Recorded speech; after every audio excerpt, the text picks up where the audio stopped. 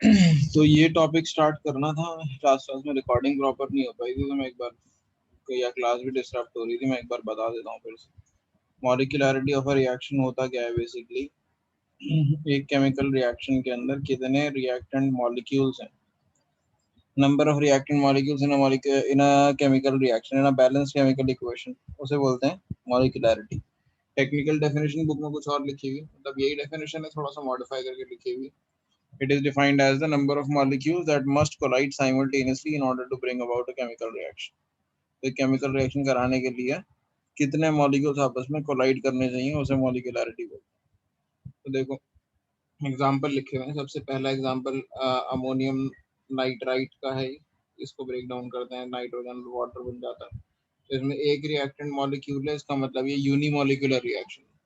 दूसरे में देखोगे दो रिएक्टेंट मॉलिक्यूल हैं, H2 2HI मॉलिक्यूल्स हैं, तो ये बाई मॉलिक्यूलर है। तीसरे में दो और एक तीन मॉलिक्यूल्स हैं, तो ये ट्राई मॉलिक्यूलर रिएक्शन। ठीक है। नॉर्मली दो से ऐसे रिएक्शन जो एक स्टेप में कंप्लीट होते हैं उन्हें एलिमेंट्री रिएक्शंस बोला जाता है। तो नॉर्मली ऐसा होता है कि यूनिमोलिकुलर और बाई मॉलिक्यूलर रिएक्शंस तो एलिमेंट्री होता है, ठीक है, लेकिन ट्राई मॉलिक्यूलर या उससे ज्यादा मॉलिक्यूलरिटी वाले जो मॉलिक्यूल्स होते हैं वो जनरली कॉम्प्लेक्स रिएक्शंस होते हैं, यानी कि वो मोर देन वन स्टेप में कंप्लीट होते हैं। ऐसा इसलिए है कि साइमल्टेनियसली तीन या उससे ज्यादा मॉलिक्यूल्स का एक दूसरे से कोलाइड करना बहुत मुश्किल हो जाएगा। ठीक है, अगर तीन से ज्यादा मॉलिक्यूल एक दूसरे के साथ सही तरीके से कोलाइड करें, वो बहुत हाई लो प्रोबेबिलिटी। इसलिए जब भी किसी रिएक्शन के अंदर अगर आपको दो से ज्यादा मॉलिक्यूल दिखें, तीन वाला तो कभी कभार हो भी सकता है ट्राई मॉलिक्यूलर एलिमेंट्री रिएक्शन, लेकिन अगर तीन से ज्यादा है तो वो रिएक्शन हमेशा दो या दो से ज्यादा स्टेप्स में कंप्लीट हो रहा होगा, एक सिंगल स्टेप रिएक्शन नहीं होगा। ठीक है, तो देखो ये लाइन मैंने यही लिखी हुई है यहाँ पे। केमिकल रिएक्शन विद मॉलिक्यूलरिटी 3 और more are very rare. This is because the probability of effective collision of more than two molecules to carry out a reaction is very low. ठीक है, complex reactions involving uh, more than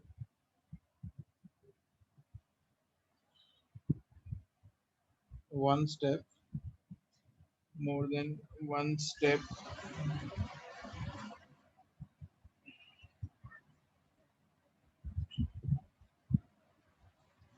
यहाँ में क्या लिखा रखा है,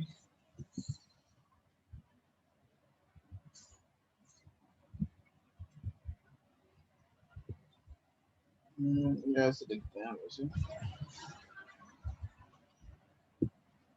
The reactions which seem to have a molecularity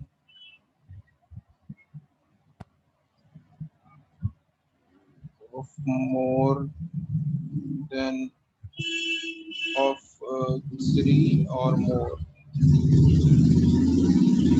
अगर generally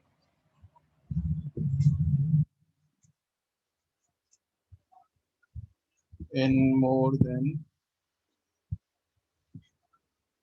one step, okay, they are called complex reactions.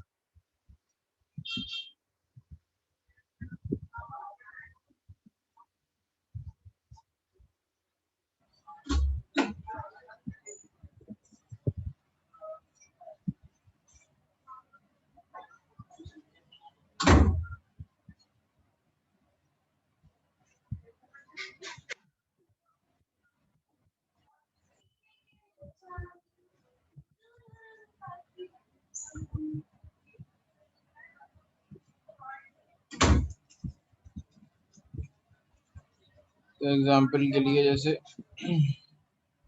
ये रिएक्शन दे रखा है,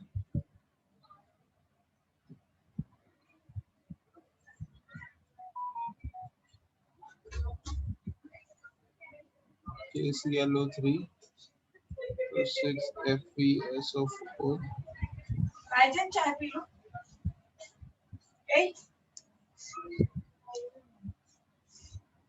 6FeSO4 plus 3H2SO4।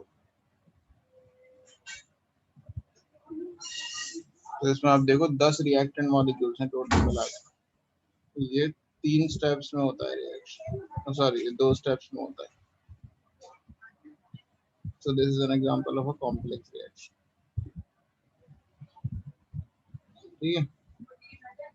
अच्छा, एक कॉम्प्लेक्स रिएक्शन में अगर 2 या 2 से ज्यादा स्टेप होते हैं तो जो भी स्लोएस्ट स्टेप होगा वो रेट ऑफ रिएक्शन डिटरमाइन करेगा और उसी को रेट डिटरमाइनिंग स्टेप कहते हैं। ठीक है। In a complex reaction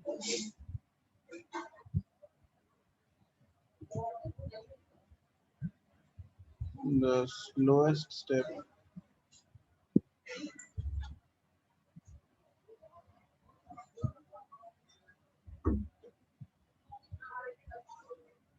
determines the rate of reaction।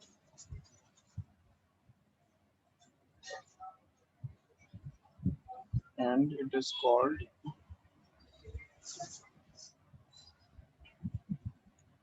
rate determining step।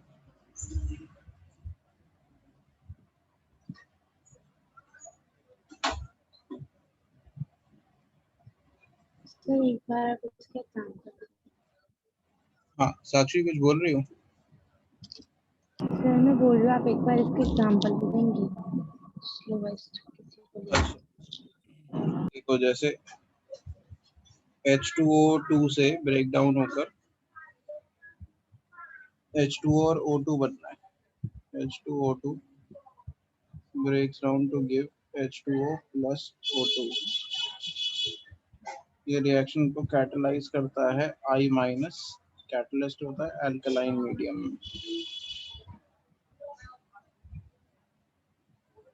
अब इसके अंदर क्या स्टेप है?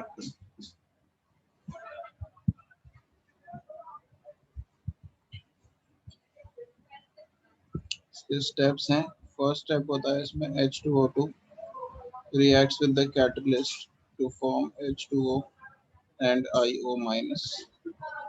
Second step of the reaction is H2O2 reacts with this IO minus to give H2O plus O2। अब इसमें दोनों स्टेप्स बाइमॉलिक्यूलर एलिमेंट्री रिएक्शंस हैं और IO माइनस जो है वो इंटरमीडिएट है। और क्योंकि ये फर्स्ट स्टेप में फॉर्म हो रहा है तो इसीलिए फर्स्ट स्टेप जो है वो रेट डिटरमाइनिंग स्टेप होता है। तो this one is the rate determining step दोनों में। ये आपको पता नहीं लगाना होता, ये आपको दिया जाता है रेट डिटरमाइनिंग स्टेप कौन सा। ठीक है, तो वो घबराने की जरूरत नहीं कि हमें कैसे पता चलेगा। ठीक है साक्षी, समझ में आया? Yes sir.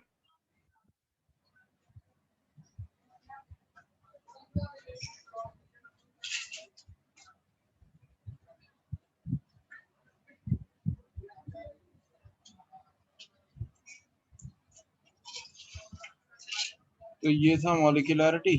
ऑर्डर और मॉलिक्यूलैरिटी में क्या डिफरेंस होता है?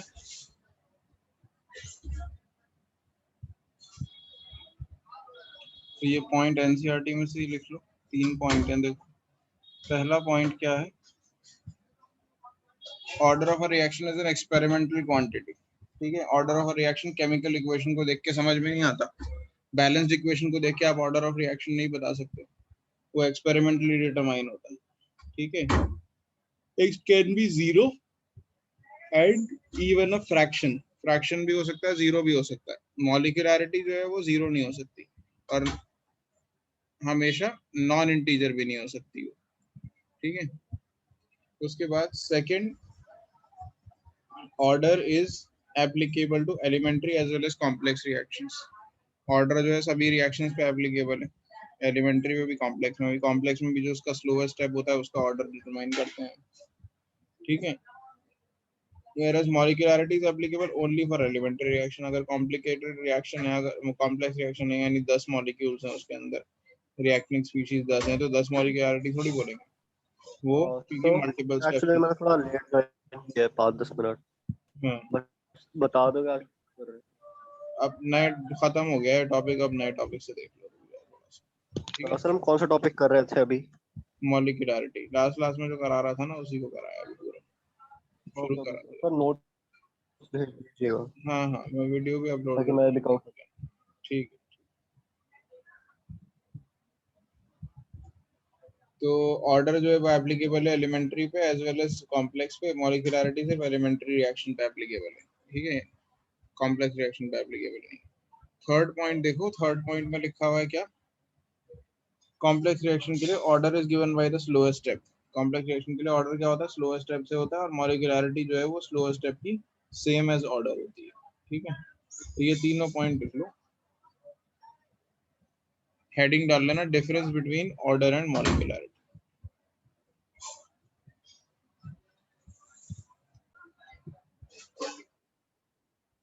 तो इंटीग्रेटेड रेट इक्वेशन में बेसिकली जो डेरिवेशन आपकी डिफरेंशियल रेट इक्वेशन थी, उसी को इंटीग्रेट करके बनती है। तो ये दोनों ऑर्डर्स के लिए करेंगे हम, for zero order and for first order. तो पहले देखते हैं जीरो ऑर्डर के। तो जीरो ऑर्डर के लिए आपको पता है, जब से मान लो रिएक्टेंट आर है, प्रोडक्ट पी है, ये रिएक्शन हो रहा है, इसकी इंटीग्रेट डिफरेंशियल रेट इक्वेशन लिखी जाती है minus D R by D T equals के रेट कांस्टेंट। और क्योंकि रेट वो है जीरो ऑर्डर है, तो आर की पावर क्या आएगी, जीरो आएगी, ठीक है।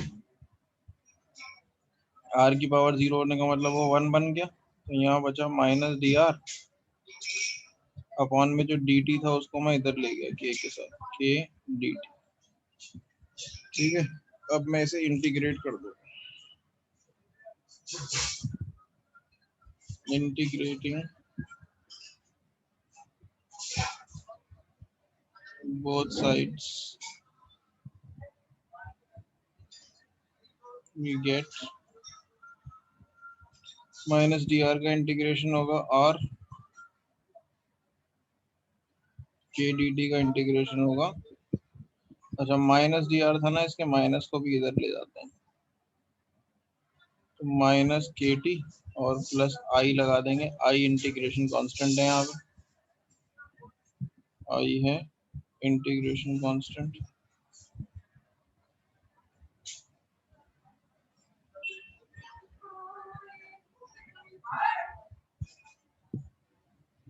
इससे अगर मैं आई की वैल्यू कैलकुलेट कर दूं,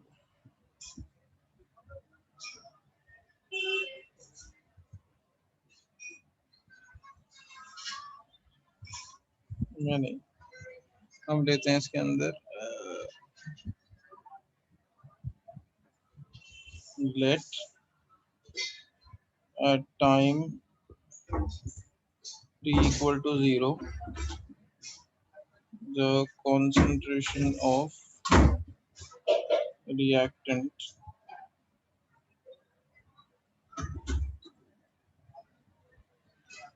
is R naught।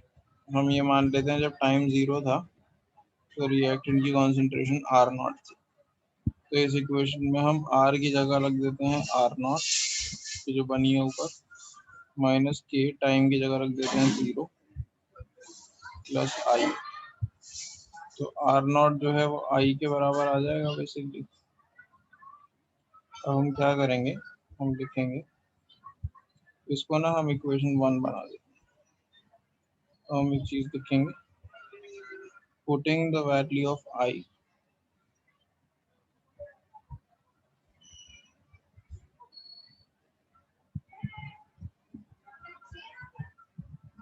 इन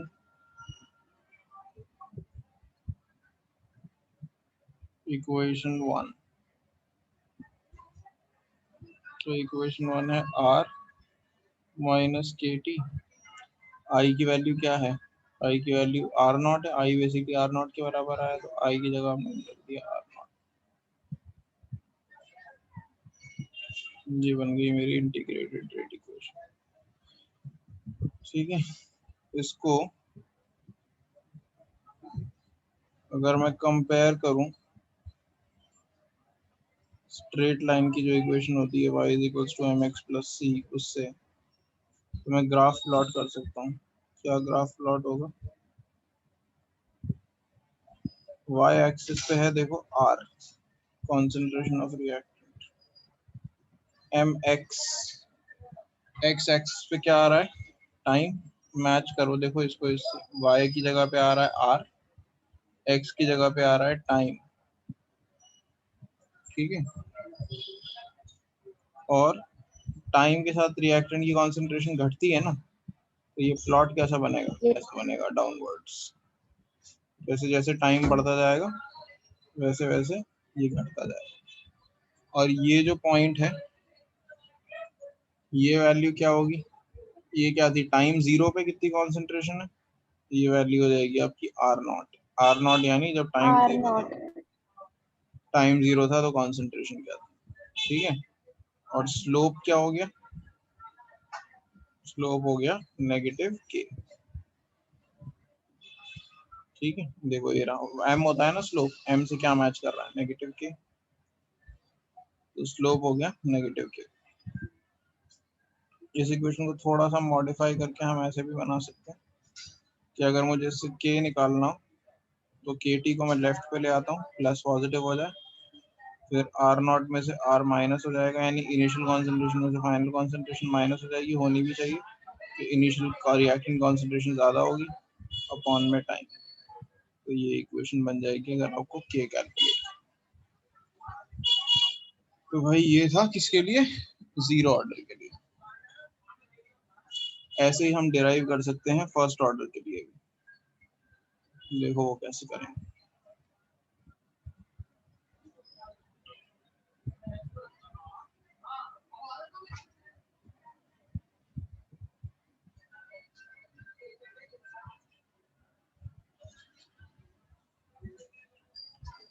तो फिर से ऐसी इक्वेशन लिख लेते हैं कि reactant is forming product, R reactant है, पी प्रोडक्ट है। इसकी डिफरेंशियल रेट इक्वेशन क्या होगी?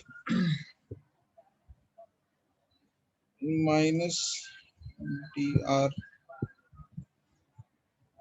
By D T equals K, R की पावर इस बार 1 रहेगी क्योंकि फर्स्ट ऑर्डर है, पिछली बार 0 आ गई थी क्योंकि जीरो ऑर्डर का। अब मैं इस रिएक्शन को थोड़ा सा रीअरेंज करता हूँ। ये जो डी आर है इस इक्वेशन को रीअरेंज करता हूँ मैं, इसके नीचे मैं ले आता हूँ ये वाला आर जो राइट हैंड साइड पे था, और माइनस साइन को इधर ले जाता हूँ और डी टी को इधर ले जाता हूँ, ठीक है। अब इंटीग्रेट करूंगा मैं।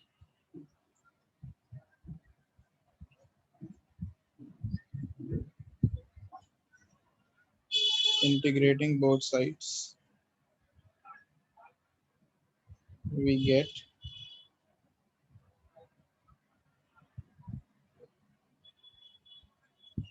dr by r का इंटीग्रेशन होगा नेचुरल लॉग ऑफ r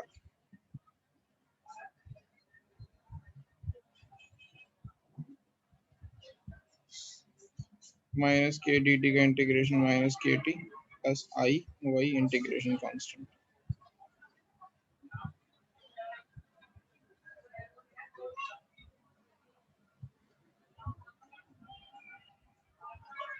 अब वही लाइन लिखते हैं दोबारा, लेट, ये वाली लाइन दोबारा से लिखते हैं, let at time t the concentration of a reactant is r naught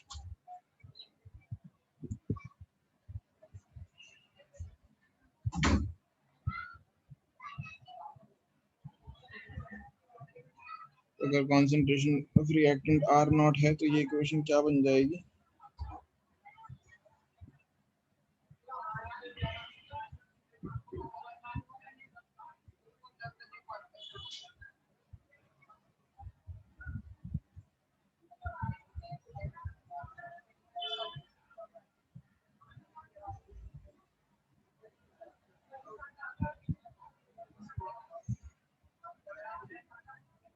k into zero zero हो जाएगा, natural log of r naught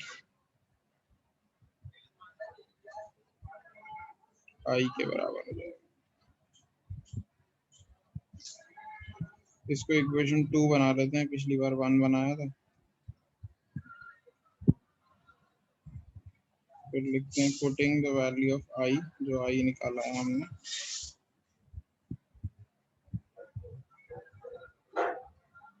in equation 2। Equation 2 में लेफ्ट साइड पर नेचुरल लॉग आर है, यहाँ माइनस के टी है,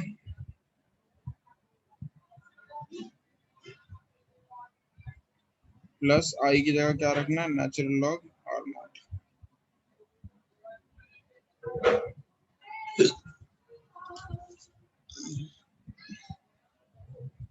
ये बन गई आपकी इक्वेशन फर्स्ट ऑर्डर के लिए। इसको भी कंपेयर कर सकते हैं स्ट्रेट लाइन की इक्वेशन से।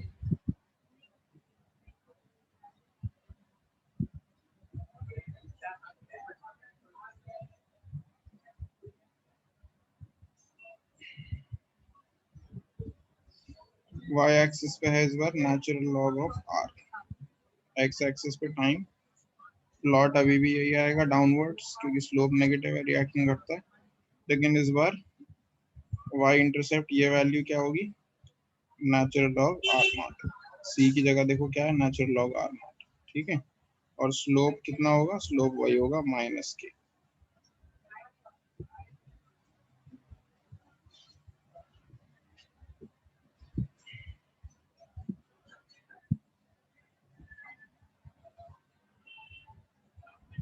ठीक है जी, समझ आ गया।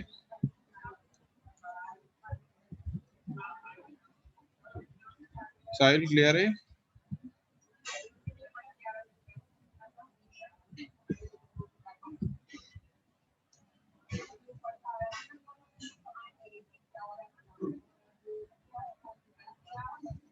अगर मैं इन सभी को नेचुरल लॉग की जगह बेस लॉग में कन्वर्ट करूँ, बेस लॉग में कन्वर्ट करूंगा आर को, तो 2.303 से मल्टीप्लाई करना पड़ता है।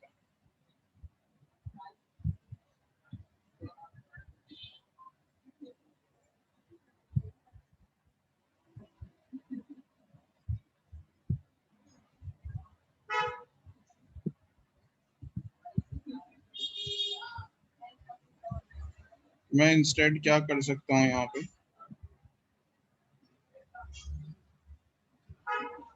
मैं यहाँ से लॉग हटाकर इनमें से,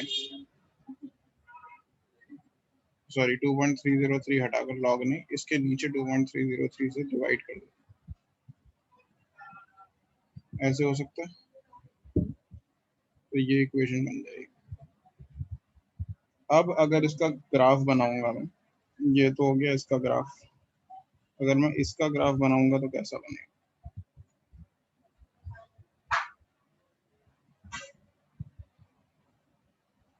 y एक्सिस पे लॉग नेचुरल लॉग आर की जगह बेस लॉग आर आ जाएगा,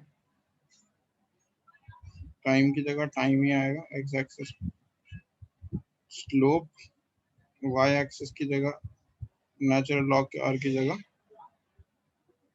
बेस लॉग आर नॉट आ जाएगा, स्लोप बदल जाएगा। क्या पहले स्लोप था माइनस के, अब है माइनस के अपॉन 2.303।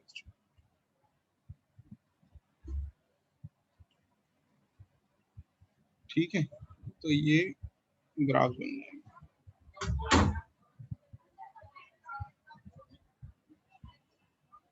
इक्वेशन को, इसको थोड़ा सा और सिंप्लीफाई किया जा सकता है कैलकुलेशन के लिए।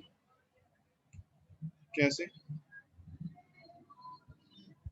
के टी अपॉन 2.303 पर लेफ्ट साइड पर ले आओ और लॉग आर नॉट में से आर को माइनस कर दो।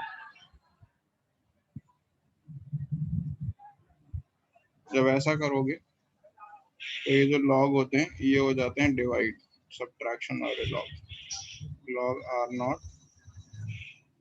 अपॉन आर हो जाएगा।